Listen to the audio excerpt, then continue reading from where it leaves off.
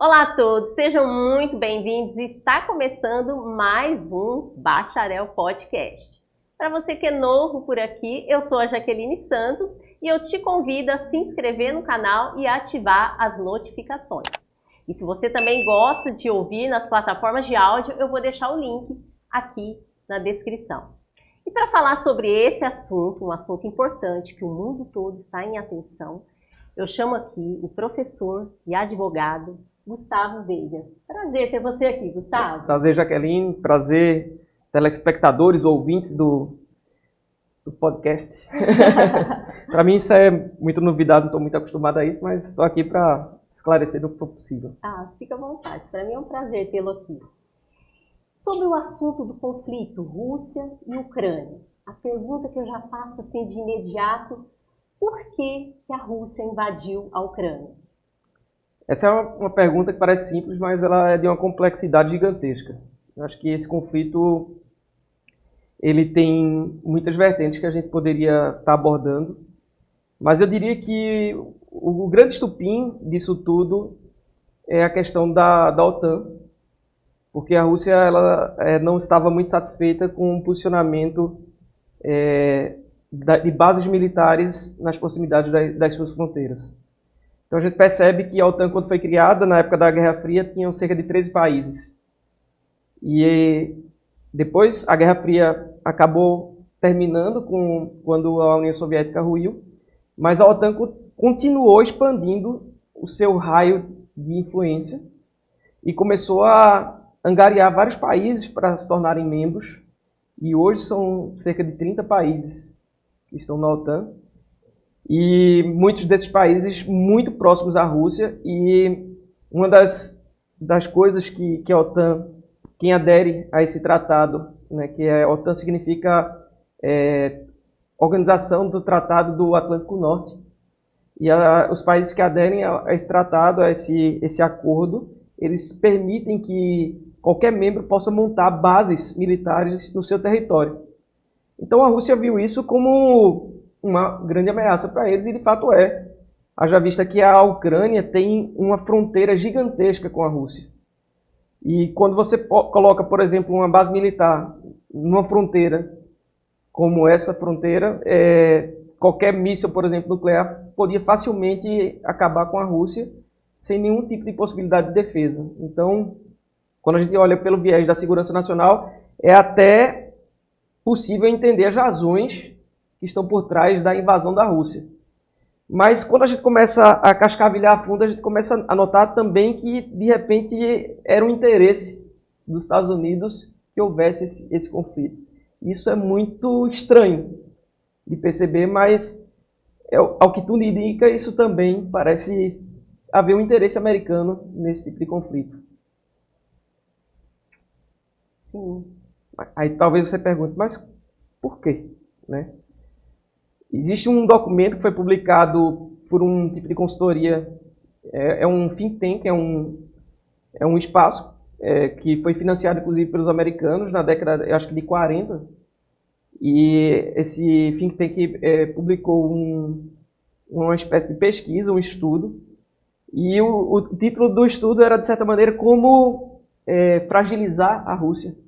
E a gente nota que vários passos desse documento de 2019 e várias coisas que estavam ali naquele documento estão sendo postas em prática agora. E isso é muito louco, né, de você imaginar. Então eu diria que não existe mocinho nesse conflito. Não existe mocinho. Existe, na verdade, um grande jogo de interesses.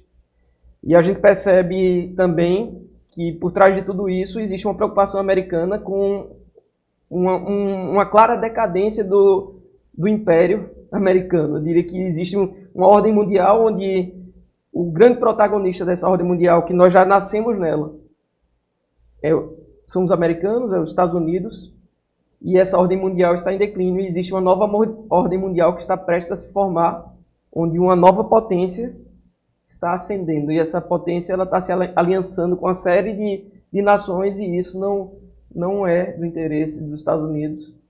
E esse conflito, de certa maneira, aparenta ser uma tentativa de retardar esse fim que se abrevia esse declínio aí dessa ordem mundial, onde os Estados Unidos deixarão de ser os protagonistas. Porque na Segunda Guerra Mundial a Ucrânia ficou devastada, né? E ela passou a ser um estado depender da Rússia. Não foi isso? Me corrija. Então, a Como Ucrânia... se ela devesse favores para a Rússia? Porque depois ela quis ficar independente. Então, aí o que acontece lá? Existe uma característica interessante, que é o seguinte: a Ucrânia ela é um estado meio que dividido. E sempre incomodou a Rússia o fato da Ucrânia querer se unir à Europa. E a parte leste da Ucrânia é uma população que tem uma origem muito forte russa e se identifica culturalmente com a Rússia. Já a parte oeste se identifica mais com a Europa e queria estar mais próxima da Europa. E tem algumas razões para isso. Você sabe que toda aquela região, inclusive a Rússia, fazia parte da União Soviética. E Stalin, quando estava no governo... Era a antiga União Soviética. A antiga União Soviética, houve um momento que ele quis, de certa maneira, estatizar todas as terras. Ele queria tornar as terras algo, um bem comum da sociedade, aquela mentalidade que a gente conhece dos regimes totalitários de esquerda. O objetivo não existe propriedade privada, toda propriedade é pública. E aí o que foi que se tentou fazer? Se tentou, de certa maneira, controlar esses meios de produção, as terras. E a Ucrânia sempre foi um grande produtor de alimentos. A Ucrânia é um dos maiores produtores de trigo, por exemplo, do mundo. A Ucrânia está dentro da Europa. E a gente sabe que existe uma previsão catastrófica com o aumento da população mundial de que os países que dominarem os meios de produção de alimentos vão, de certa maneira, dominar o mundo. A China, por exemplo, é um país que tem uma população gigantesca e é extremamente dependente dos outros países do mundo para essa questão de alimentos. Por outro lado, a China tentou minimizar essa dependência, fazendo com que o mundo fosse dependente da China no aspecto industrial. Então a gente nota que existe toda uma conjuntura de geopolítica que também está por trás de tudo isso. Então a Rússia queria impedir que a Ucrânia passasse a ser membro da OTAN. Porque isso, do ponto de vista de segurança nacional para a Rússia, seria importante, porque impediria que os Estados Unidos ou os países ocidentais aliados ali montassem bases nucleares na fronteira da Rússia, que poderiam ser uma ameaça ou poderiam, de certa maneira, colocar uma espécie de mordaça na Rússia para impedir que os planos que ela tem de se destacar como uma potência global pudessem acontecer. Então, é evidente que essa questão militar é um instrumento de controle. E quando você vê, por exemplo, a ascensão e a queda dos impérios, você percebe que por trás de tudo isso existe essa questão também militar. Mas não apenas isso, a questão econômica. E nesse ponto, a gente pode falar mais na frente de um livro que foi escrito por o gestor do maior fundo do mundo, de hedge, é um fundo de proteção de riqueza. Esse gestor é um economista chamado Ray Dalio. Ele fez um estudo, e esse estudo aponta que existe algo que está acontecendo e, de certa maneira, essa guerra está revelando uma série de coisas que estão por trás desse declínio mesmo, né, do domínio americano, dessa ordem mundial que a gente conhece, onde o protagonista é os Estados Unidos e provavelmente vai deixar de ser em breve. E a OTAN é tipo um órgão? Então, a OTAN não é um Estado, a OTAN é uma espécie de aliança militar. Ela funciona como uma aliança? Ela funciona, é um tratado onde os países que quiserem ser membros, eles falam, olha, nós queremos nos aliar a vocês, e na regra do jogo está o seguinte, ó, se você for invadido, todo mundo se junta aqui para defender você. Agora seu país vai permitir que a gente instale uma base militar aqui. Mas o propósito mesmo é fazer tipo uma segurança ali, entre aspas? Então, de certa maneira, o propósito é segurança, sendo que a OTAN só permite que um país se torne membro da sua aliança, do seu tratado, se não houver, por exemplo, guerra civil dentro do país. E aí a gente começa a entender, de certa maneira, os movimentos separatistas que começaram a acontecer dentro da Ucrânia. Na verdade, há quem diga que isso tudo é uma estratégia de Moscou para retardar a tendência que existia da Ucrânia aderir a esse tratado. E aí a gente percebe, por exemplo, a Crimeia, por exemplo, que foi depois anexada pela Rússia já recentemente, e aquela região de Donbass, ali que, não sei se vocês notaram, mas no momento que a Rússia tomou a decisão de invadir a Ucrânia, que já estava, evidentemente, isso estava planejado já há muito tempo, eles falaram, nós estamos entrando lá para defender os interesses dos cidadãos russos que estão na região de Donbass. E aí, essa região fica ao leste, mais na parte norte, assim, do nordeste, assim, da Ucrânia. Da Ucrânia, mas dentro. Mas dentro da Ucrânia, faz parte do território ucraniano. E essa região começou a levantar uma série de movimentos de separatistas, de independência. Mas quando você olha a história da Ucrânia, você vê que isso não é algo novo lá. A Ucrânia sempre foi considerada por Moscou uma espécie de quintal.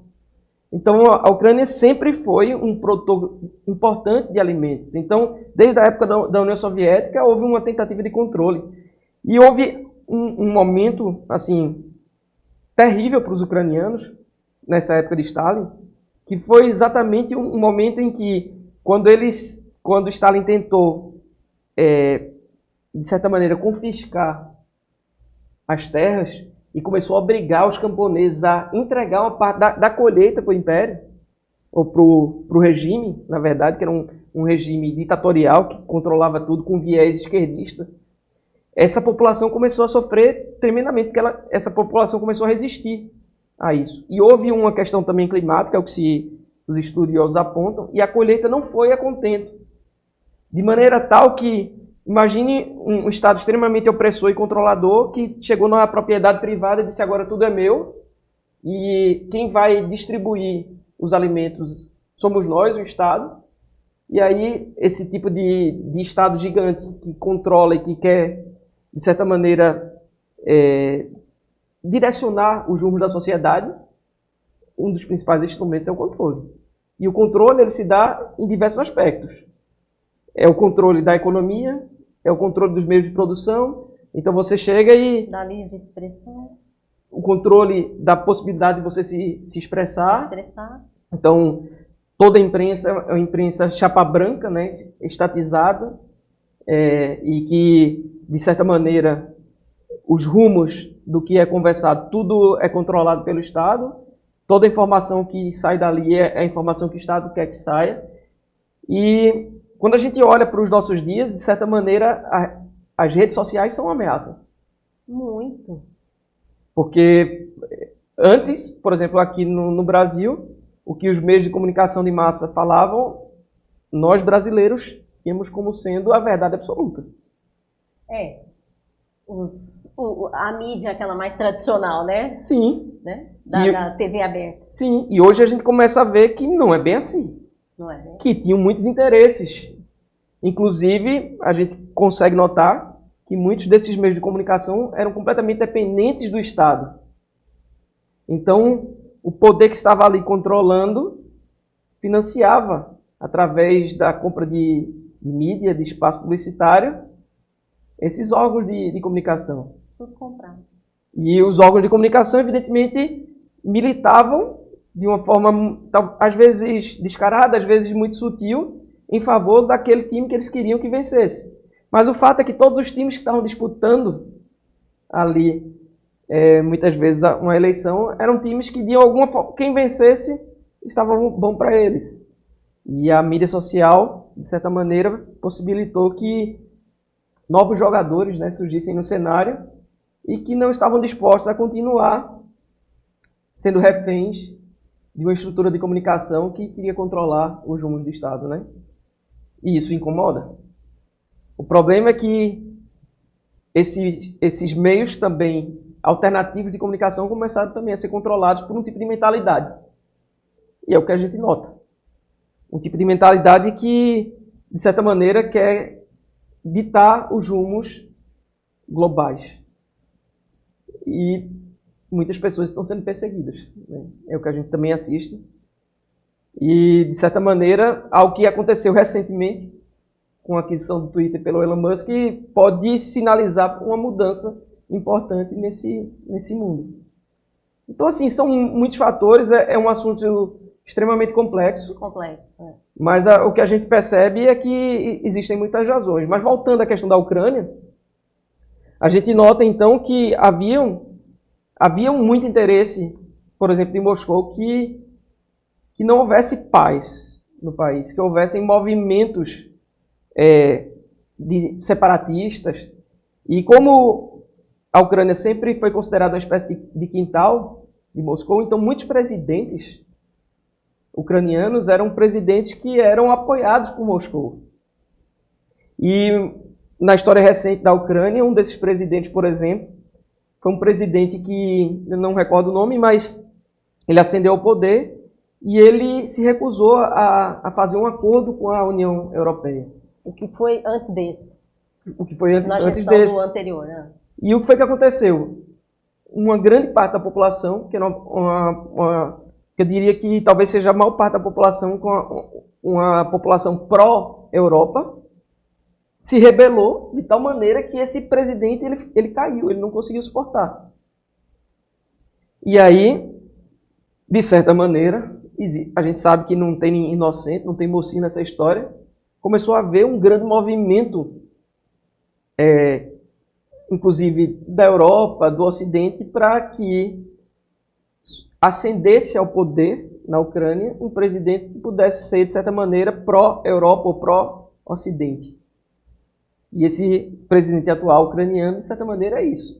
E a gente percebe algumas coisas engraçadas. Quando você começa a olhar de uma forma mais crítica, o que se fala é que houve uma série de TV que se tornou muito popular lá na Ucrânia, onde um professor de história se tornou presidente.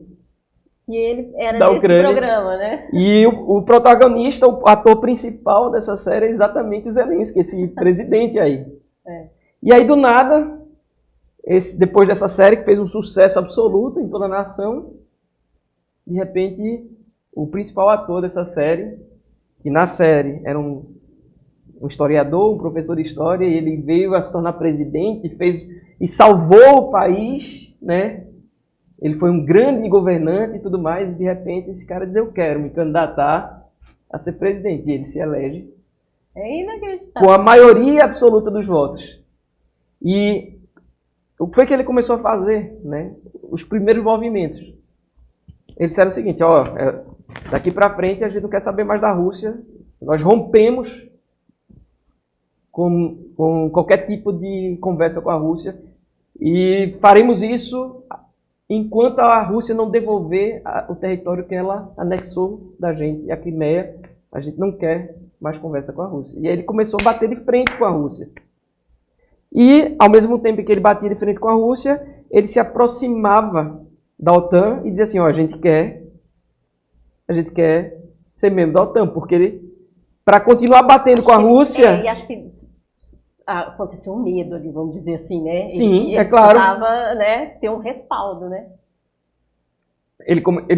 O Zelensky começou a sinalizar, a flertar com a OTAN, a bater de frente com a Rússia, a flertar com a OTAN, sendo que tinham algumas regras para se tornar membro da OTAN que ele não conseguia cumprir. Dentre essas regras, por exemplo, a questão de ser um Estado pacífico, de não ter guerras internas e tudo mais. Essa era uma das regras. Essa era uma das regras. E aí a gente começa a entender. De um lado, você tem alguns interesses que não querem que haja essa adesão à OTAN, especialmente o interesse da Rússia. E eu diria que também da China, porque a China é uma potência da vez, né, que está ascendendo e precisa se tornar a protagonista dessa tal nova ordem mundial que a gente está prestes a ver. Hoje nós ainda vivemos uma ordem mundial em que os americanos são os protagonistas, que são aqueles que ditam a regra, e essa ordem está prestes a ruir. E uma nova ordem, com o protagonismo da China, da Rússia e de alguns outros países, está surgindo. E, de certa maneira, essa guerra está revelando esse movimento. Um movimento de reação. Um movimento que vai dar caminhos para nova ordem. Um movimento que, de certa maneira, está catalisando o fim da ordem mundial vigente, onde os americanos, ou os Estados Unidos, ditam as regras. Então, isso é o que a gente está assistindo aí. E tem algumas características importantes que a gente observa em todo esse conflito e que, de certa maneira, dão pistas de que isso está prestes a acontecer. E, na sua opinião, como seria essa nova ordem? Então, existe, eu acho que eu falei aqui no início, esse gestor do maior fundo de hedge do mundo, ele escreveu recentemente um livro chamado Princípios para lidar com a ordem mundial em transformação. O Ray Dalio é conhecido mundialmente como um gestor de fundos de recursos de sucesso. E o tipo de fundo que ele gera é um fundo que visa aumentar o seu valor, ou seja, multiplicar os recursos que estão ali investidos, mas com segurança. Então, o que é que ele sempre busca fazer? Busca diversificar os investimentos e fazer o que no mundo dos investimentos se chama de investimento sem correlação. Ou o que são investimentos sem correlação? Tem vários ativos econômicos e esses ativos eles são independentes. Então, se um cair, o outro não cai, o outro sobe. Por exemplo, só para exemplificar aqui de uma forma que vocês possam entender. Na Bolsa de Valores, por exemplo, você tem empresas de diversos segmentos econômicos. Então, tem empresas do segmento de energia, empresas que produzem alimentos, empresas de commodities, empresas que trabalham no setor financeiro. Então, muitas vezes existe uma correlação. Por exemplo, as empresas que são exportadoras, muitas vezes elas são afetadas e são afetadas em conjunto. Por exemplo, quando você tem um movimento onde o real, por exemplo, se desvaloriza em relação ao dólar, isso, do ponto de vista de importação, tem um impacto, e do ponto de vista de exportação também tem um impacto. Então, se o real se desvaloriza, fica mais barato para quem tem dólar na mão comprar mercadorias brasileiras. Então, qual a tendência? O que é que tende a acontecer? O que tende a acontecer é o volume de exportações do Brasil, por exemplo, aumentar. Se o real se valoriza, ou seja, ele fica com a cotação mais próxima do preço do dólar, qual o impacto? As empresas que exportam, elas tendem a exportar menos e as importações tendem a aumentar. Então, a economia tudo é interligado. E depois do segundo grande conflito mundial, os Estados Unidos, esse segundo grande conflito global que houve há alguns anos atrás, de certa maneira fez com que foi o conflito que definiu, a partir de agora, a ordem mundial vigente passa a ser controlada pelos Estados Unidos. E o que foi que os Estados Unidos fizeram? Algumas coisas aconteceram que marcaram essa mudança. E uma das coisas que aconteceram foi o seguinte. Antes disso, desse segundo grande conflito, as moedas eram lastreadas em ativos metálicos, em ouro, em prata. Então havia o chamado padrão ouro. Então, por exemplo, $1 correspondia a X gramas de ouro. Esse era o padrão. Um cruzeiro correspondia a X gramas de ouro. E assim vai. Cada país tinha sua moeda atrelada a algo que não se desvaloriza. Um ativo metálico, escasso, e que mantém o seu valor porque ele é escasso. E de repente os americanos, depois desse segundo grande conflito, eles chegam e falam o seguinte, não se preocupa mais com ter ouro no lastro. Torne a minha moeda a sua moeda de lastro. Então, como foi que eles conseguiram fazer? Eles conseguiram tornar o dólar moeda internacional de comércio. Então, para você comprar alguma coisa fora do seu país, ou para você vender, para você receber primeiro, você tem que converter seu dinheiro em dólar. Tem a base e o dólar. O dólar. É. E aí, por exemplo, o mundo inteiro era... Desde que eu me entendo por gente. Isso aí. Nós já nascemos nisso. nisso. Já nesse caminho a gente nasceu. Havia uma dependência, ainda há, uma dependência muito grande do mundo, uma dependência do petróleo. E o que foi que os americanos conseguiram fazer? Conseguiram, com os grandes produtores de petróleo, criar o chamado petrodólar, que era o seguinte: só se vende petróleo em dólar. Então, durante muito tempo foi desse jeito. Sendo que, além disso, tinha um sistema internacional de pagamento chamado Sistema SWIFT, onde a maior parte das instituições financeiras do mundo, se elas quiserem participar desse jogo de comércio internacional, elas precisam estar plugadas nesse sistema. Então, por exemplo, quando um brasileiro faz uma transferência de dinheiro para um filho, por exemplo, que está estudando nos Estados Unidos, ou estudando na Europa, ou estudando na Ásia, seja onde for. Qualquer lugar. Que sistema eles precisam usar para fazer essa transferência? Esse sistema é controlado pelos americanos. O sistema SWIFT de pagamento. Sendo que o que é que os americanos faziam? Eles utilizavam isso como instrumento de controle. Então, por exemplo, na história recente, o Irã. O Irã começou a controlar, a incomodar em alguns aspectos os Estados Unidos. A se rebelar contra a ordem vigente, onde os Estados Unidos controlam tudo. E foi o que eles fizeram. As chamadas sanções econômicas. E quais são as sanções econômicas? Você não pode usar o dólar, você está fora do sistema de pagamento. Então, de certa maneira, é como se você conseguisse ilhar. Os americanos tinham esse poder de ilhar uma nação. E isso, no mundo globalizado, é um desastre. Uma nação ficar completamente ilhada. Sem essa dependência, né? Na verdade, as nações são dependentes do dólar para as trocas internacionais e do sistema de pagamento que foi criado, que rege todo, para poder receber dinheiro de fora, para ter acesso ao seu dinheiro que está fora. Porque muitas vezes o que acontece? O país deixa, por exemplo, o Brasil tem contas no exterior. As empresas brasileiras possuem conta no exterior, as empresas brasileiras que trabalham com exportação. Agora você imagina o seguinte: se o Brasil se rebela contra os Estados Unidos e os americanos falam, a partir de agora você não pode mais usar nosso sistema de pagamento. O que é que isso significa na prática? Significa que as empresas brasileiras vão sofrer tremendamente. Elas vão ser terrivelmente impactadas por esse tipo de sanção. Por quê? Porque todo o recurso que elas tiverem fora, elas não vão ter acesso. Então, o que é que isso acontece na prática? Isso vai fazer com que as empresas quebrem. Então, o que foi que aconteceu? Voltando agora para o cenário dessa guerra toda. Quais foram as primeiras sanções que os russos receberam? As sanções, o presidente americano chega e diz assim: a Rússia pagará muito caro pelo que está fazendo.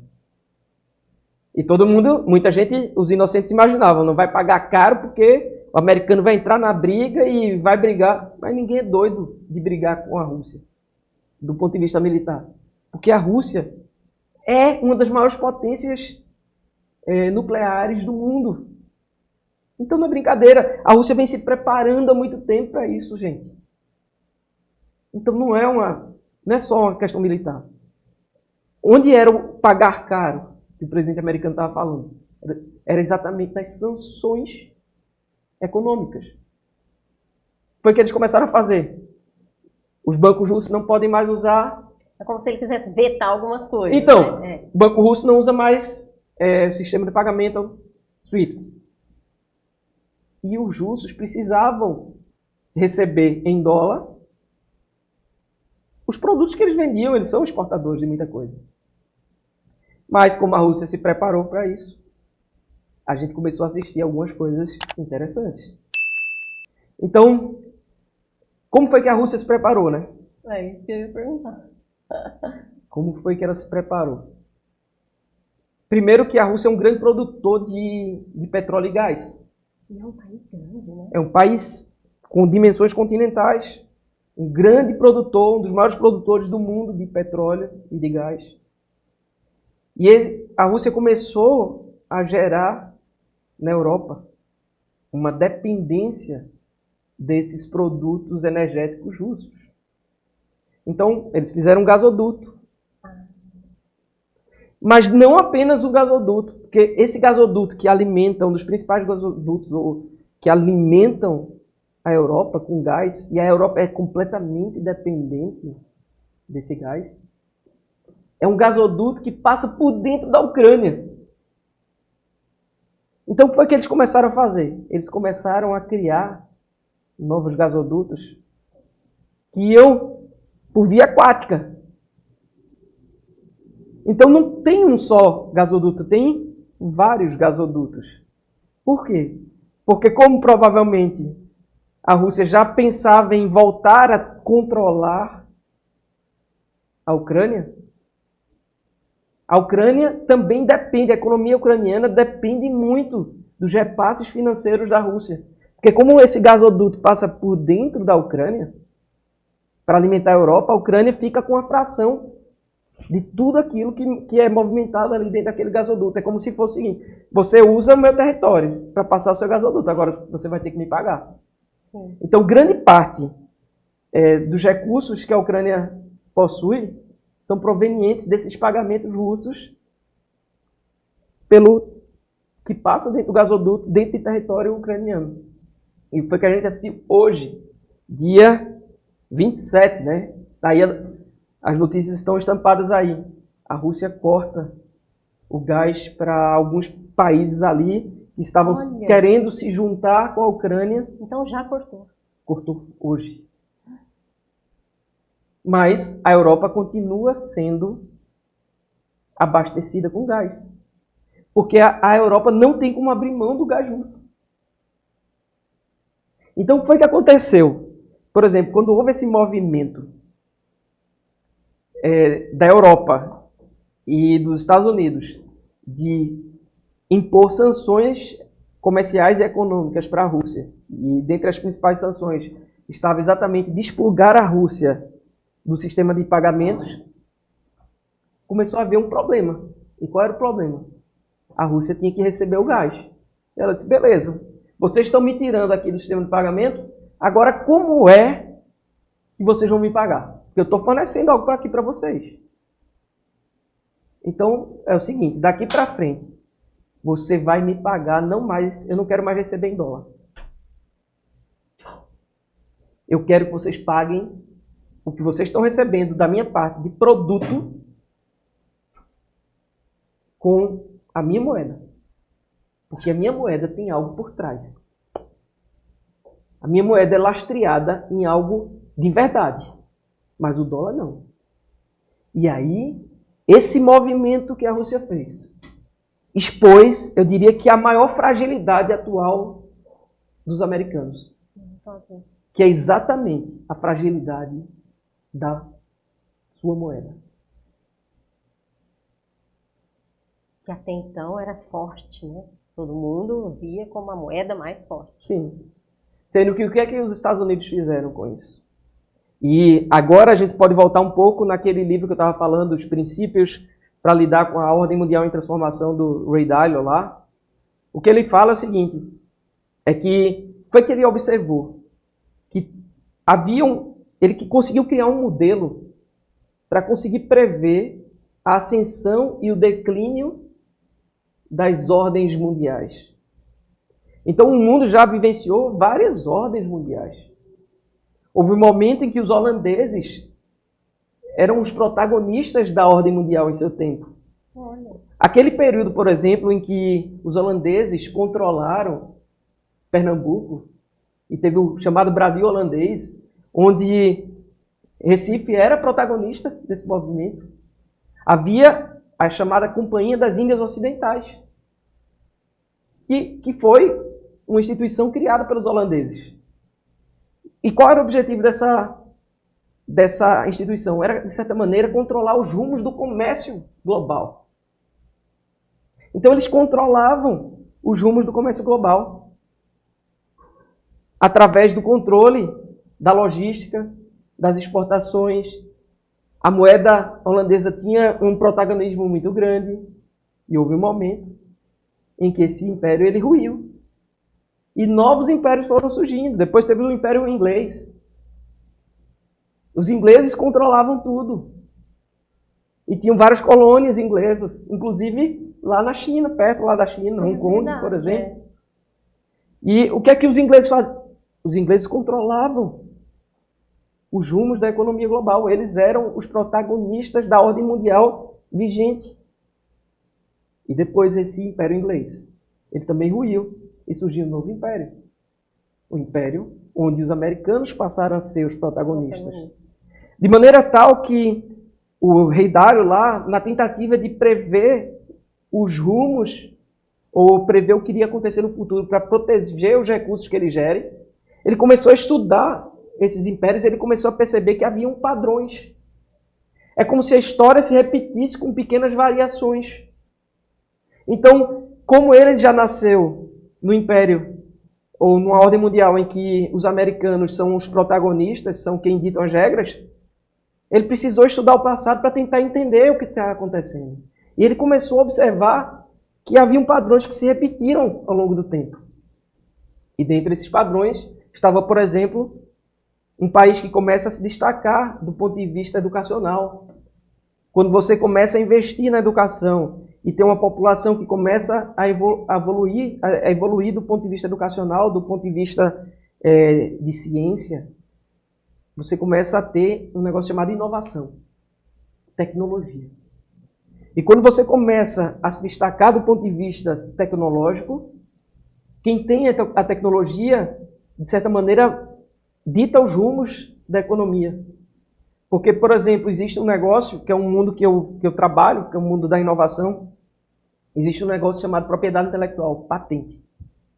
As patentes são reconhecidas globalmente, existe um tratado internacional, onde vários países são signatários, em que cada país que é signatário desse tratado reconhece que o detentor de uma patente, ele tem uma espécie de concessão do Estado, de uma espécie de monopólio. Por 20 anos, a empresa, por exemplo, imagine o seguinte, eu inventei um óculos e criei a patente desse óculos, um produto que resolve um problema do mundo real, que é o problema da dificuldade de se conseguir enxergar bem. Imagine que eu criei a patente disso, eu inventei isso e eu patenteei. A partir do momento que eu patenteei, o Estado diz, ok, realmente você tem um mérito de ter inventado isso. E por você ter inventado esse bem, que é um bem para a humanidade, eu lhe dou a exclusividade para vender isso por 20 anos. Só você pode vender isso. Então você imagina o que significa para uma empresa ter uma espécie de concessão de monopólio dado pelo Estado, que não pode ser descumprido. Aí, imagine que se você pega e copia a minha invenção, sabe qual é a penalidade para você? Você faz ideia? Qual? A penalidade seria ter que me devolver tudo que você faturou com a cópia da minha invenção. Isso significa para a sua empresa o fim, e para a minha empresa, que inventou e patenteou isso, significa o ganho de muito dinheiro. Só para vocês terem uma ideia, talvez vocês não imaginem, talvez você não imagine, mas patentes movimentam só nos Estados Unidos cerca de 6,6 trilhões de dólares por ano. E na Europa também algo próximo de 5,5 mais ou menos trilhões de euros anualmente. Tem empresas que vivem exclusivamente de inventar tecnologias e licenciar para fábricas as tecnologias que inventam. E aí eu vou falar para vocês algo assustador. Quando você começa a ver, por exemplo, um gráfico da evolução da quantidade de patentes de cada país ao longo do tempo, você começa a entender a explicação de determinadas guerras. Por exemplo, patentes começaram... Eu tenho um gráfico de patente que mostra patentes sendo feitas a partir de 1800 e pouco. E a gente percebe que 2 países se destacavam nesse mundo da inovação e da produção de propriedade intelectual, que garante esse monopólio de mercado e tudo mais. Estados Unidos e Japão. E houve um momento em que os japoneses começaram a investir tanto em educação e inovação tecnológica que eles começaram a passar os Estados Unidos. E isso incomodou. Porque quem detém o monopólio da inovação detém, de certa maneira, o monopólio econômico. E qual foi a guerra que a gente assistiu alguns anos atrás, que a história mostra? Uma guerra em que os japoneses foram extremamente penalizados pelo Ocidente.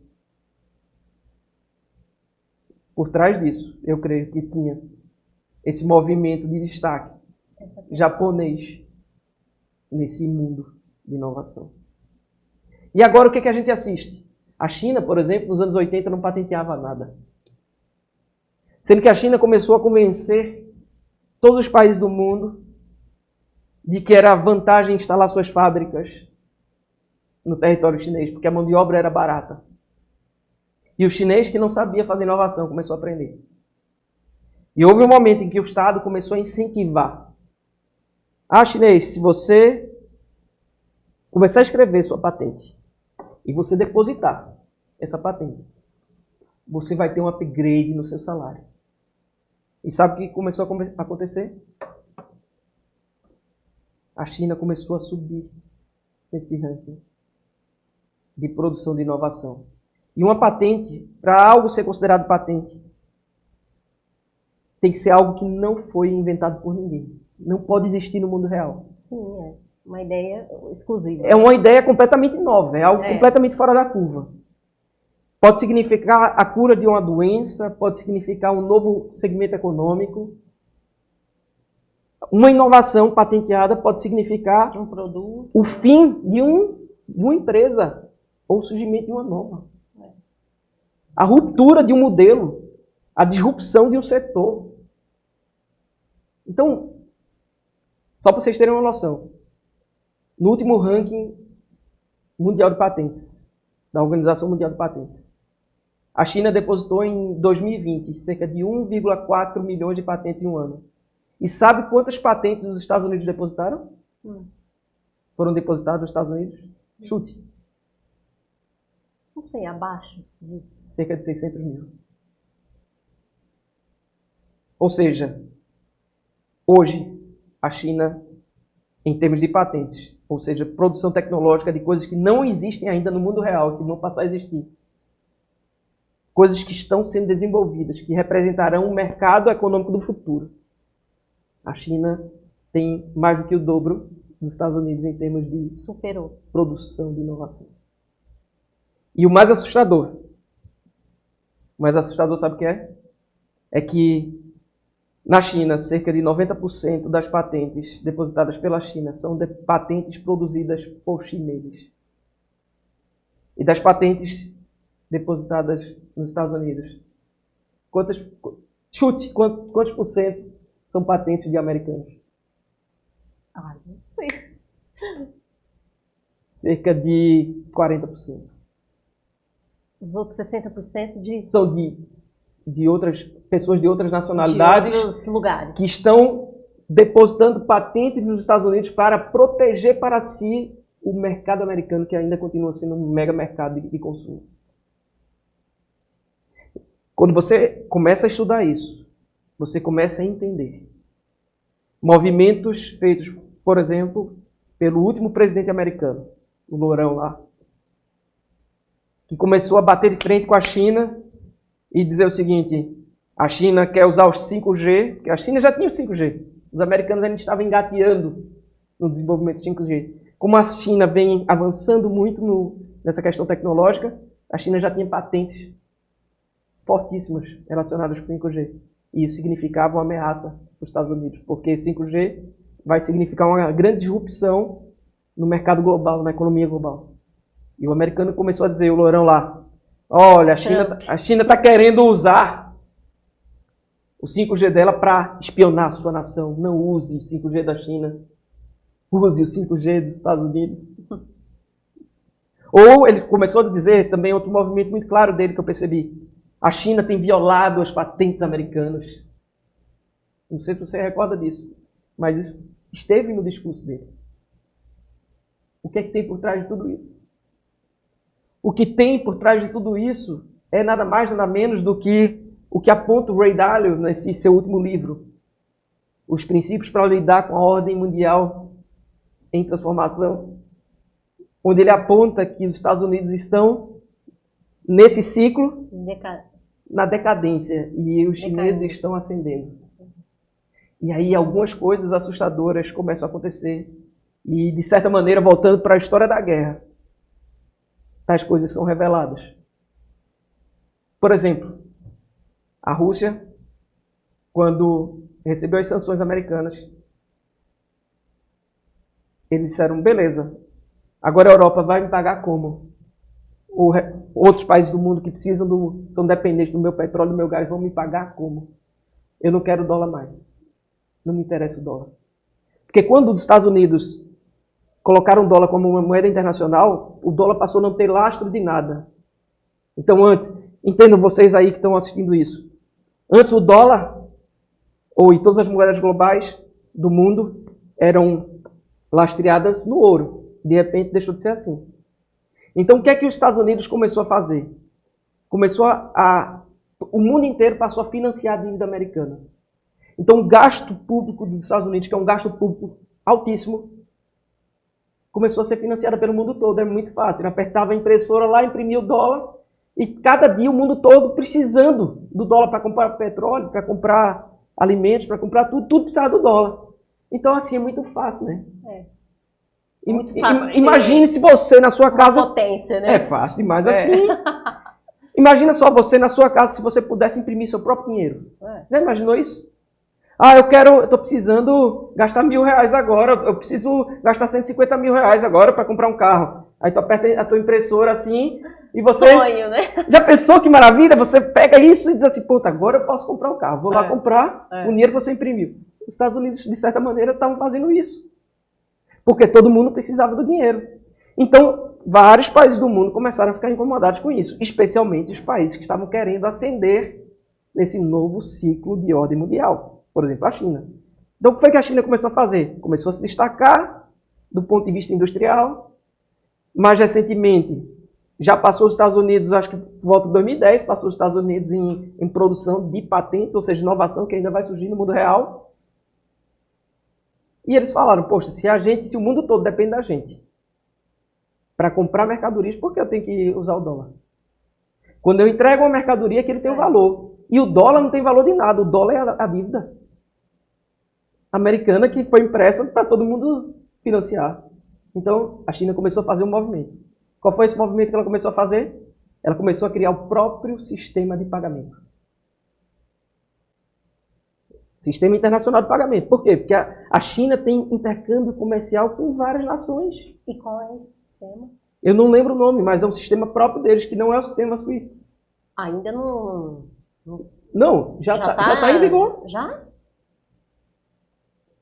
Alguns países que têm uma troca comercial muito grande com a China diz, não, eu não quero que você me pague em dólar, não. Me paga na minha moeda. Porque a minha moeda tem por trás dela uma mercadoria. Então é algo real. O dólar é uma ficção. Então o que a gente está observando agora? Eu diria que são os catalisadores para o fim da ordem mundial vigente que a gente está enxergando agora. É a diminuição do uso do dólar como moeda internacional de troca. Ou a moeda internacional do comércio. Então a China, por exemplo, começou a comprar petróleo pagando na moeda dela. E não mais no dólar. Então o dólar começou a se enfraquecer. E outro movimento incrível que a gente observa ao longo do ano, se você puder pesquisar isso, você vai perceber. Se você olhar o movimento da China e da Rússia, por exemplo, na aquisição de ouro e na diminuição do dólar. É algo assustador. O pessoal tá meio assim... Não, é algo assustador. Se você olhar, eu vi um artigo há um tempo atrás que mostrou que acho que foi 2019 ou 2020, a Rússia e a China compraram o maior volume de ouro que já foi comprado em toda a sua história. Por que isso? E aí, voltando ao conflito atual, a gente percebe que a Rússia já vinha se preparando para isso. Se preparando do ponto de vista militar, se preparando do ponto de vista econômico. E aí, veja que coisa interessante. Quando as sanções americanas agora chegaram recentemente, dizendo, beleza, Rússia, você está de fora do sistema de pagamento, você não pode usar mais o dólar. Aí, ok. Vocês, países europeus e quem mais precisa, paguem o que eu estou fornecendo na minha moeda. E aí algo interessante aconteceu. Só para vocês terem uma ideia, no início da guerra, $1 equivalia a cerca de 0,14 rublos, que é a moeda russa.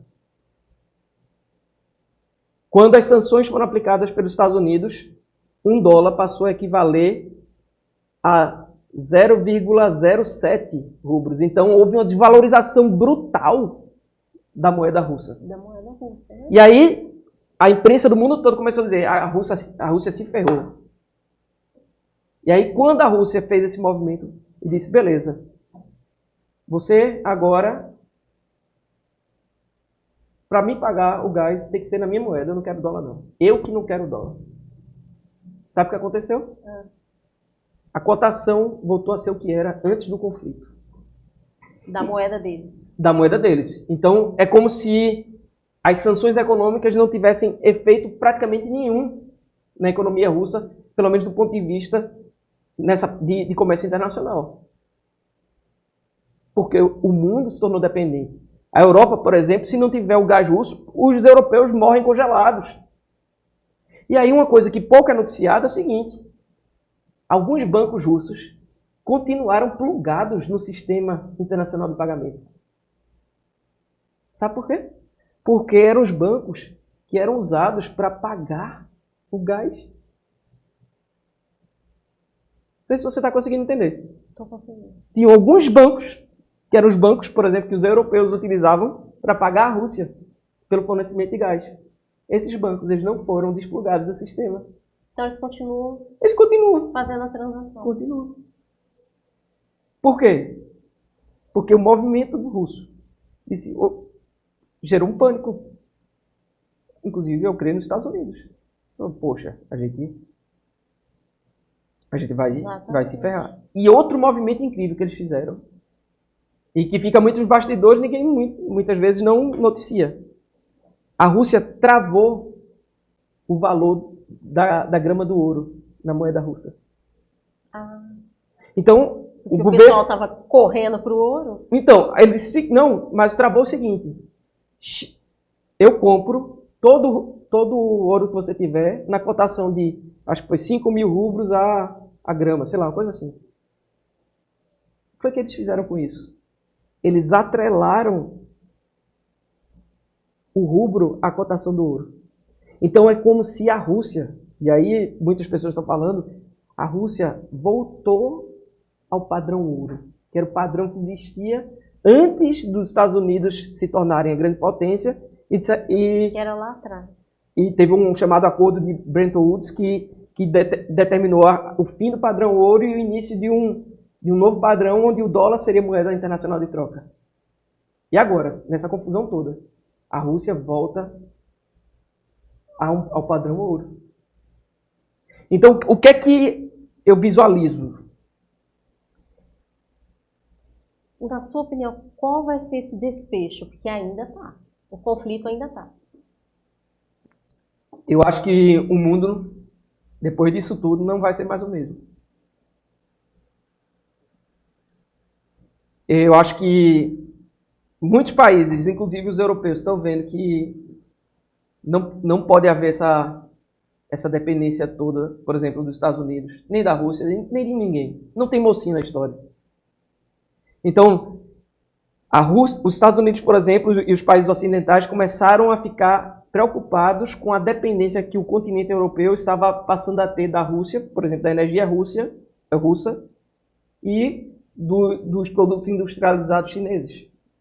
Isso, evidentemente, incomoda. Porque quando você depende de alguém, você faz aquilo que esse alguém de quem você depende quer que você faça. Aí você fica à mercê, né? É feito um pai. Quando você era criança, né? Ia dizer assim, ó, se você não passar na prova,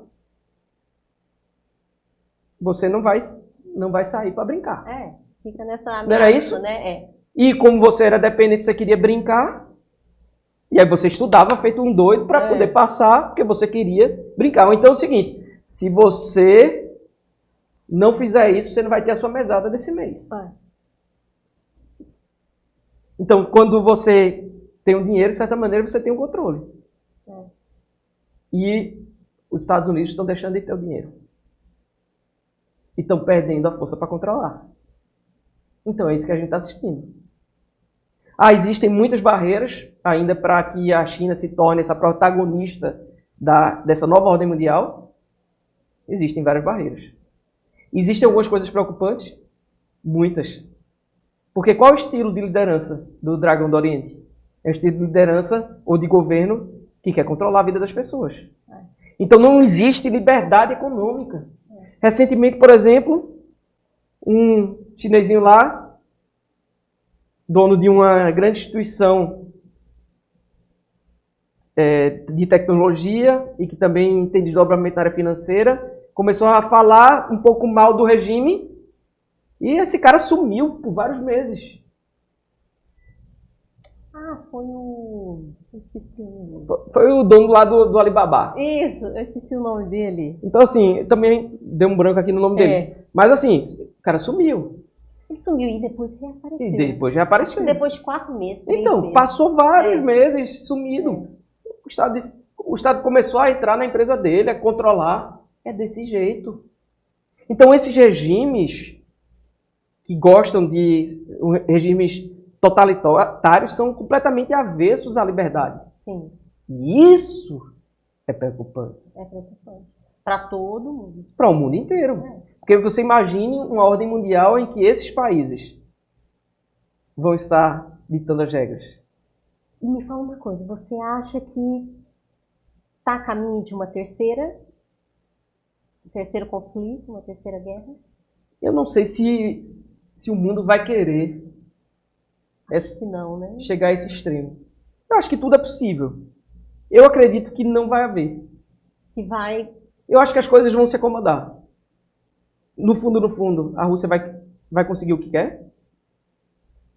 Quando a Rússia anexou a Crimeia, todo mundo deixou, pela dependência que tem, deixa disso, deixa de lá. Vamos fazer vista grossa para isso. Porque está na hora de finalizar, né?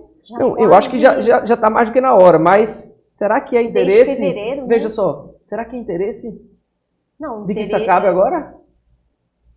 O que é que a gente está assistindo ultimamente? Países ocidentais enviando armamento para a Ucrânia.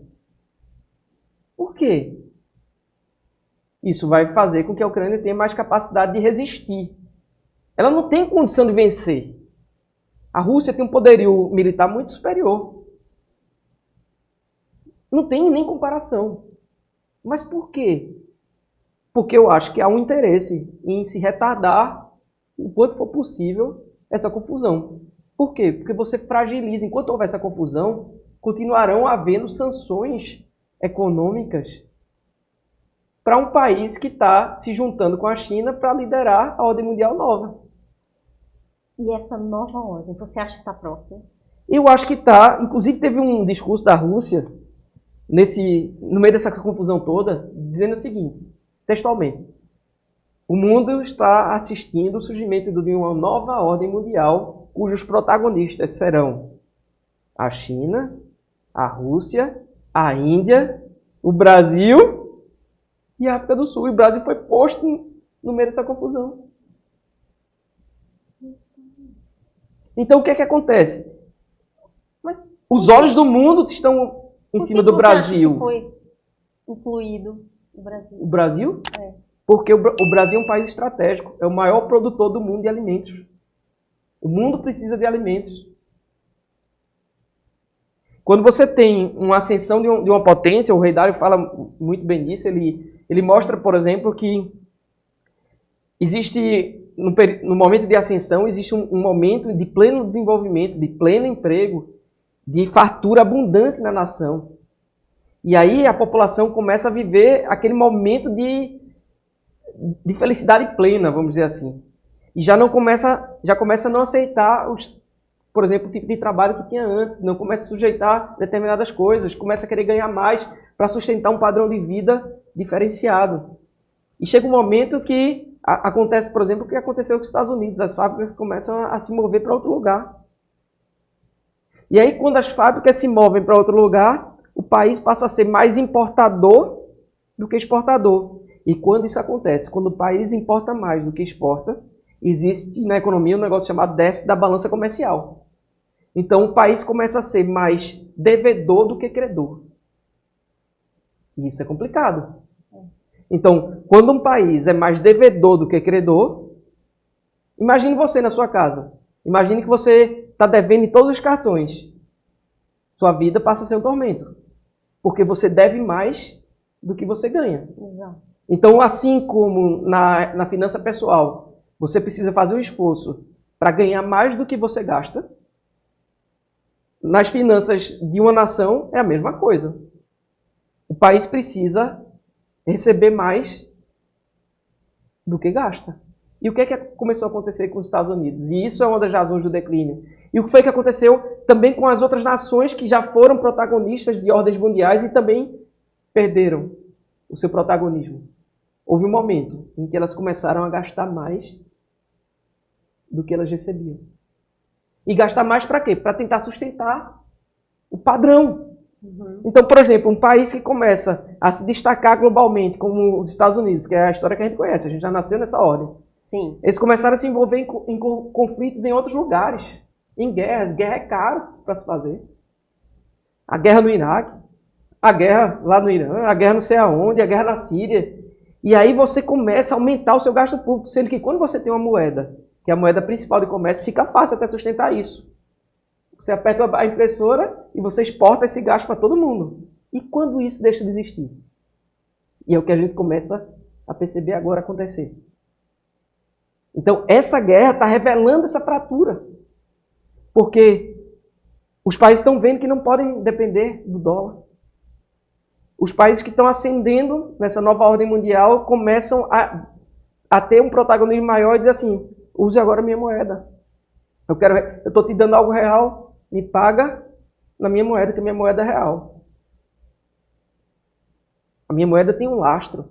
Tem um lastro na commodity, a minha moeda tem um lastro no metal precioso, mas o dólar não. O lastro do dólar é a dívida americana. Então, o que é que a gente está prestes a assistir? Uma mudança total. Uma nova ordem. Uma nova ordem mundial que está surgindo. E muitas coisas vêm aí pela frente. Com certeza. A ONU, por exemplo, projeta uma elevação do preço em todo o mundo dos alimentos em mais de 20%. Os países do mundo inteiro estão tendo uma inflação altíssima. O Brasil, por exemplo. Os Estados Unidos está tendo a maior inflação dos últimos anos. Tudo, a gente está notando, tudo está subindo. Tudo está subindo por quê? Porque se não bastasse a guerra, houve antes da guerra um negócio chamado pandemia. É. E o que foi que a pandemia fez? A intenção era quebrar tudo, né? A pandemia chegou e disse assim, olha, para conter todo mundo em casa. Para conter esse negócio, as empresas não podem funcionar. Para conter isso, todo mundo tem que ficar em casa. E aí começou a haver um problema sério em toda a cadeia global de suprimentos. E existe uma coisa que pouca gente está tentando. A China, como vocês sabem, fechou tudo para conter a pandemia. Depois, o mundo continuou vivendo normalmente, e depois o mundo começou a fechar. Brasil, um monte de governador, né? Fica em casa, aquela coisa toda. Estados Unidos fica em casa, todo mundo fica em casa, na Europa fica em casa. E esses países deixaram de produzir. E a China, como começou a retomar, fez toda lá uma estratégia, fez toda uma estratégia, ela começou a voltar a fornecer, a contar gotas, produtos industrializados para o mundo. E o mundo fechado. E o que é que está acontecendo agora? Agora ela recuou um pouco, né? Agora ela está fechando de novo. O epicentro da pandemia agora passou a ser o Dragão Oriental. E nesse epicentro pandêmico aí, existe uma dependência do mundo todo dos produtos que eles fazem. E o que é que está acontecendo? Os preços estão subindo, porque existe uma regra imutável na economia, que é o seguinte: como é que se comporta quem dita o preço? É o mercado. E como é que o mercado dita o preço?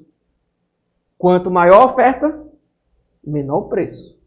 Quanto menor a oferta de um produto, maior o seu preço. Porque o ouro não se desvaloriza, porque a oferta de ouro é pequena. O ouro é algo escasso. E quando os produtos industrializados começam a faltar nas prateleiras, o que é que acontece? O preço sobe. Porque tem mais gente querendo comprar do que gente querendo vender. Isso funciona para tudo. Mercado financeiro, na bolsa de valores, é tudo a mesma coisa. E agora, na guerra da Ucrânia, os maiores produtores mundiais de trigo, que não vai poder colher. Por isso que o pão aumentou, né?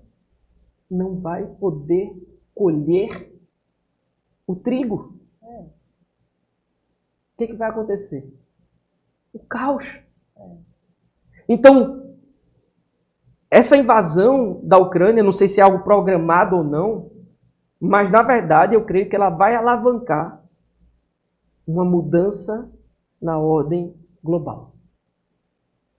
Esse é o desfecho. Eu acho que é, porque, por exemplo, pouca gente sabe, mas o estupim da Primavera Árabe, que causou, por exemplo, a derrubada de vários governos na região ali do Oriente Médio, sabe como foi que começou, Jaqueline? Com o aumento do preço do trigo.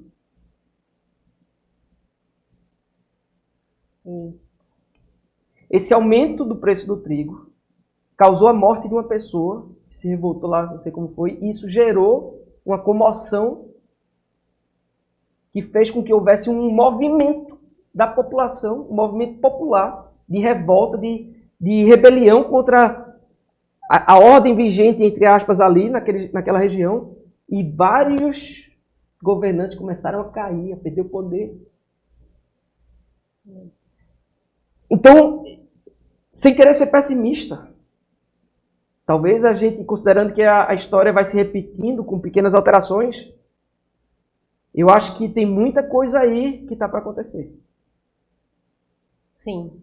Eu creio que a gente já observa, por exemplo, eu tenho familiares nos Estados Unidos. A gente já ouve falar de escassez de alimentos, de produtos faltando nas prateleiras. Na Europa, a mesma coisa. Produtos faltando. Ainda vai vir muita coisa.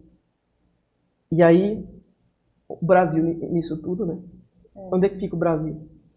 O Brasil é um grande produtor de alimentos. Talvez esse caos todo acabe sendo a melhor janela de oportunidades que o Brasil já teve. Pode ser. E aí, reacende uma preocupação. Nós estamos no ano eleitoral. E existe claramente duas propostas diferentes em jogo. Uma proposta de um modelo de governo que dá mais liberdade para se empreender, que tentou, de certa maneira, acabar com as invasões de terras, o que beneficia ou alavanca essa produção de alimentos que o mundo vai precisar fazer, ou vai precisar ter, e que pode colocar o Brasil na dianteira global das coisas, sendo um dos protagonistas dessa nova ordem que está prestes a surgir. E de um outro lado, a gente tem um outro modelo que quer exercer controle sobre a vida das pessoas, que quer estimular o surgimento de movimentos sociais que querem controlar a terra ou promover uma tal reforma que era uma reforma fake, porque as pessoas invadiam as terras, nunca recebiam seus títulos de propriedade. Então os movimentos de invasão eram completamente controlados por políticos que estavam governando e que diziam o seguinte, se tu não fizer do jeito que eu quero, tu vai ter que sair da tua terra, porque tu não tem um título. E aí a gente vê um outro modelo, em que, por exemplo, a gente assistiu recentemente, que pouca gente fala, a gente vai ver isso na mídia, os títulos de propriedade sendo entregues para pessoas que precisavam de terra de verdade e que nunca tinham recebido o título, mas só agora, como nunca houve, estão recebendo uma quantidade gigantesca. Então, o que pode acontecer? Então aí cabe uma reflexão. E a gente tem que pensar. O que vai ser melhor para a nossa nação? O Brasil, como vocês sabem, é um país... Eu trabalho muito na área de desenvolvimento econômico. Sim. E o Brasil continua sendo um país muito burocrático. O Brasil é um país que não existe muita liberdade econômica. Mas recentemente houve um avanço. Que foi a criação, por exemplo, da Lei da Liberdade Econômica. Que é o seguinte, é facilitar a vida de quem quer empreender. É tornar mais fácil abrir uma empresa ou fechar uma empresa. Quando você melhora o ambiente de negócios, você acaba favorecendo a atração de investimentos e o desenvolvimento econômico e a mudança social, porque não existe transformação social sem crescimento econômico, sem emprego, sem renda. Então, de um lado, a gente tem dois modelos econômicos muito claros.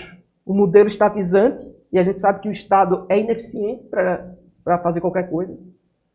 Por quê? Por que é ineficiente? Porque existe um contingente imenso de gente que quer o Estado dono de empresas. Para quê? Para empregar os seus cabos eleitorais. Para dar emprego para aquele que arrumou voto. Para desviar dinheiro. Para superfaturar compras. E, através disso, financiar uma perpetuidade no poder. Essa é a realidade triste que a gente assistiu no nosso país ao longo desse tempo. E isso não é privilégio daqui, não. Em todo lugar é assim. E, do outro lado, existe uma outra visão que diz o seguinte: Estado tem que focar naquilo que é essencial. A saúde, a educação. E tem que zelar para que o povo possa se desenvolver economicamente, ser livre, não depender de favores do Estado, não depender de bolsa disso, bolsa daquilo, auxílio emergencial, seja o que for. Então, de um lado há quem queira a independência e do outro a dependência. E aí o que a gente assiste, voltando agora a tal ordem mundial nova? Existe um modelo que quer ser protagonista, que quer controlar. Eu tive já no Dragão do Oriente 2 vezes, e lá você não pode usar rede social. Não, lá nada disso. É bem controlado. Então, as pessoas são controladas. Em Moscou é a mesma coisa, tem muito controle. E isso preocupa. Preocupa muito. Então, assim, eu não sei como é que está aí o tempo. É muito assunto, né? Vou te convidar aqui para outras vezes. Porque uma coisa está ligada na outra, né? Está tudo interligado. Mas deu pra gente... Eu aprendi muito aqui com essa questão, né? De todo o assunto, né? Que envolve a guerra, o conflito. Aprendi bastante aqui. Mas é um assunto complexo, né? É complexo. Vai puxando outro. É complexo. Mas deu para captar, assim, o motivo central, né? Tem muita coisa por trás. Eu acho que tem muita coisa que está por vir. Sim. Eu acho que nós vamos, falando agora de futuro, eu acho que nós vamos assistir um movimento complicado, onde as pessoas já estão perdendo poder de compra. No mundo inteiro. E por que isso acontece? Por que vem a inflação? Quando você gasta mais do que recebe, o que é que os estados fazem para se financiar? Eles imprimem mais dinheiro. E quando eles imprimem mais dinheiro, a moeda se desvaloriza. Então, o que antes eu precisava de R$10 para comprar, agora eu preciso de 20. E assim vai. O que eu precisava de $5 para comprar, agora eu preciso de 10. E é isso que a gente está assistindo. Então a gente percebeu um movimento global de um problema de saúde, de proporção global, que mexeu nas contas públicas, Mexeu com tudo. que obrigou os estados a gastarem mais do que poderiam gastar. E gastar como? Fica em casa. Aí você tem que dar auxílio. A empresa quebrou. Aí você das verbas também. A empresa fechou. Para ela não fechar, eu tenho que dar um empréstimo, tenho que dar crédito. E aí aumenta o gasto público. Quando aumenta o gasto público, como é que faz para financiar? O Estado tem que se endividar. E o Estado, para se endividar, o que é que tem que fazer? Imprimir dinheiro. Quando imprime dinheiro, a inflação sobe. Quando a inflação sobe, o que é que tem que se fazer na economia para tentar controlar? Aumentar a taxa de juros. O que é a taxa de juros? É o seguinte. Como é que o Estado se financia? Ele emite um título público de dívida e diz: Jaqueline, me empresta R$1.000, eu vou pagar isso aqui, eu vou te pagar 4% ao ano de juros. Sendo que Jaqueline começa a ver, Gustavo está gastando mais do que deveria. Então, Gustavo, é o seguinte, eu não quero te emprestar mais dinheiro não, porque eu sei que tu está endividado. Tu está gastando mais do que você deve. Aí Gustavo diz o seguinte para Jaqueline, é o seguinte, tu me empresta R$10, eu não vou te pagar mais 4% não. Eu vou te pagar agora 14%, 13%. Então, vai correr mais risco porque eu estou endividado, mas também vale a pena. Quanto maior o risco, maior a rentabilidade, Jaqueline. Então, eu vou te pagar mais. Então, o teu dinheiro vai ser remunerado muito acima do que eu pagava antes, para compensar o teu risco. O que é que a gente está assistindo hoje, por exemplo, aqui no Brasil? E no mundo todo, os países estão elevando a taxa de juros. Para quê? Para tentar se financiar, para poder emitir um título de dívida e ter alguém disposto a correr o risco, que é um risco grande. Porque só tem duas alternativas, Jaqueline, para um Estado, quando ele está endividado. Ou ele dá o calote, ou ele chega e imprime mais dinheiro. Evidentemente, que o que é que eles estão preferindo? Imprimir mais dinheiro. E esse movimento está acontecendo no mundo todo. Então, o que é que será que vai acontecer agora? Muita coisa vai acontecer. Pois é. Fica aí a reflexão, mas eu acho que o que é que vai mudar? Vai ter mudança na economia? O mundo está em guerra. E a guerra não é só a guerra da Ucrânia, tá? Esse Fórum Econômico Mundial, por exemplo, depois tu vai ter que editar, viu? Para ver o que é que fica, o que não fica. Mas é muito assunto aí, mas o Fórum Econômico Mundial, na época da pandemia... A gente vai deixar tudo. O Fórum Econômico Mundial, na época da pandemia, fez um encontro. E sabe como foi que ele denominou esse encontro? O Grande Reset. Esse daí a gente vai deixar para o próximo podcast. Mas... E eu acho que por isso tudo que está acontecendo, eu acho que por trás tem tudo isso. Eu sei. Né? Uma coisa está ligada na outra. Está tudo interligado. Mas assim, só para fechar, uma coisa curiosa que eles falam é o seguinte, que tão devastador quanto uma pandemia, um problema de saúde global, onde o que foi que a gente assistiu? Um vírus que se replicou no mundo inteiro e que gerou um caos econômico, um caos social, gerou um caos de saúde pública. Mas o que é que eles falaram, né? Que tão devastador quanto uma pandemia de um vírus de saúde seria uma pandemia cibernética. E aí, gente, o que pouca gente sabe é que essa pandemia cibernética já está sendo vivida de certa maneira. Pouca gente sabe. Recentemente a gente pôde assistir. O Ministério da Saúde brasileiro, por exemplo, foi invadido. E todos os dados da... Parece que o Sebrae é com Recife. O Sebrae foi nacionalmente impactado. Parece que... Eu acho que isso não foi divulgado, mas a gente tem informações lá de dentro de que isso aconteceu. Eu conheço pessoas do Sebrae que estavam impedidas de usar o sistema do Sebrae porque houve um ataque lá e estava assim. Então os ataques estão acontecendo numa proporção global. Então existe algo que pode acontecer. Por exemplo, quem é que hoje usa o dinheiro para fazer pagamento, dinheiro em papel? É o que vai acontecer também daqui a um tempo. O dinheiro. Então, mas hoje, extinto. Eu estava olhando qual foi a última vez que eu precisei tirar dinheiro. Todo lugar que você vai, aceita cartão. Se não aceitar cartão, tem agora o tal de Pix. E você faz o pagamento instantâneo. Então, dinheiro em papel está perdendo protagonismo. Sendo que o que acontece? O que é que preocupa? E aí, voltando a um cenário em que existe uma expectativa de controle sobre as pessoas. O dinheiro em papel é uma válvula de escape. Você tira ele, sai de um canto e leva para o outro. Sendo que, e se não houver mais o papel? Fica aí Fica a interrogação. As pessoas se não houver mais papel. Começarem a ficar atentas. E se houver um ataque que vai tirar do ar seu banco? Como é que você vai fazer pagamento? Como é que você vai fazer feira? Como é que você vai pagar o combustível? Aí um pouco mais adiante, você vai vir aqui de novo para continuarmos esses assuntos. Gustavo, mas foi um prazer ter você aqui no podcast. Prazer todo meu.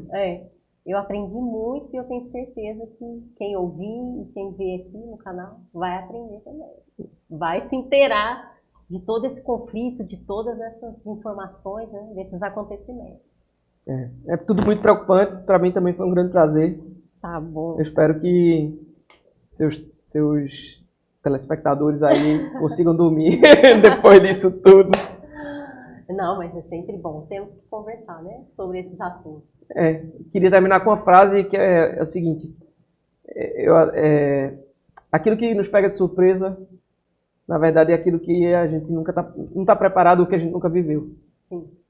Então é muito importante a gente tentar olhar para o passado, tentar ver aí na história o que já aconteceu e a gente tentar, de certa maneira, se precaver. Então as coisas só pegam a gente de surpresa se a gente nunca viveu, e tem muita coisa que a gente não viveu, né?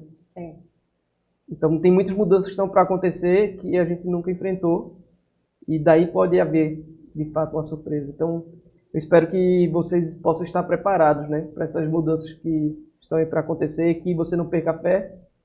A fé naquele que tudo pode. Exatamente. Deus é vivo, então é nele que a gente precisa se refugiar nesse momento. Então é importante que a gente não entre em pânico. O mais impressionante de tudo é que, de certa maneira, a Bíblia previa, né, várias dessas coisas que estão acontecendo agora. Muita coisa, a maioria. Então a Bíblia falava que haveriam guerras e rumores de guerra. E tudo isso que a gente está assistindo nada mais é do que o cumprimento, né, de tudo isso que está acontecendo. E tem muitas coisas que a Bíblia prevê que a gente está vendo o mundo caminhando para isso, né? Então, que a gente possa ter a esperança em Deus. Porque se a gente for olhar para tudo que está acontecendo, realmente a gente não dorme. A gente fica sem esperança. Fica sem esperança. Fica sem esperança. Mas muito obrigada, Gustavo, pela sua presença. Obrigado. Eu amei. Eu que agradeço. Até mais. E a gente se vê, gente, no próximo episódio. Tchau.